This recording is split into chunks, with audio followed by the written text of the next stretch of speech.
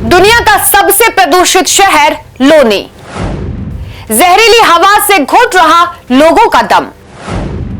क्या कहती है IQAir की ताजा रिपोर्ट। एक शहर जहां हवा दिखाई नहीं देती लेकिन मौत का एहसास हर सांस में होता है, जहां लोग जी नहीं रहे हैं बल्कि धीरे धीरे घुट रहे हैं।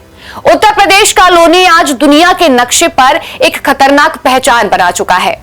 स्विट्जरलैंड की संस्था IQAir की ताजा रिपोर्ट के मुताबिक लोनी को विश्व का सबसे प्रदूषित शहर बताया गया है, जहां PM 2.5 का स्तर 112.5 माइक्रोग्राम्स पर क्यूबिक मीटर तक पहुंच चुका है। ये आंकड़ा सिर्फ एक संख्या नहीं है बल्कि हर उस सांस का हिसाब है जो यहाँ के लोग मजबूरी में ले रहे हैं।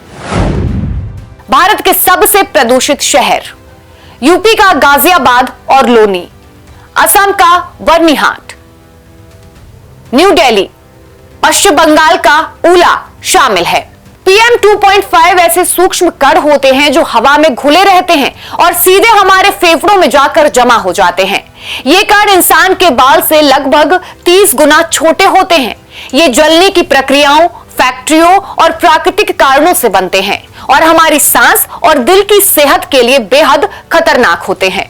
वर्ल्ड हेल्थ ऑर्गेनाइजेशन के अनुसार इनका सुरक्षित स्तर बेहद कम होना चाहिए, लेकिन लोनी में यह खतरनाक सीमा को पार कर चुका है। इसका मतलब है कि यहाँ की हवा हर उम्र के लोगों के लिए बेहद गंभीर बनती जा रही है। ये प्रदूषण धीरे धीरे शरीर को अंदर से नुकसान पहुंचाता है, जिसका असर तुरंत नहीं लेकिन लंबे समय में बेहद घातक साबित होता है।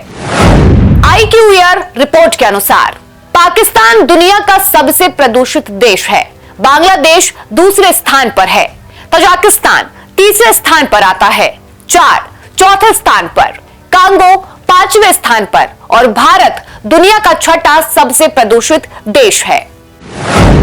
जमीनी हकीकत, धूल और धुआं। अगर लोनी की सड़कों पर नजर डाले तो तस्वीर और भी भयावह नजर आती है। टूटी फूटी और धूल भरी सड़कें, हर वक्त उड़ती मिट्टी, ये सभी मिलकर हवा को जहरीला बना रहे हैं।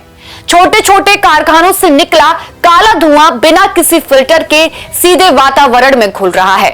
इन उद्योगों पर ना तो कोई नियंत्रण है और ना ही कोई नियमों का पालन। यही कारण है कि प्रदूषण का स्तर लगातार बढ़ता जा रहा है। बीमारियों का फैलता जाल।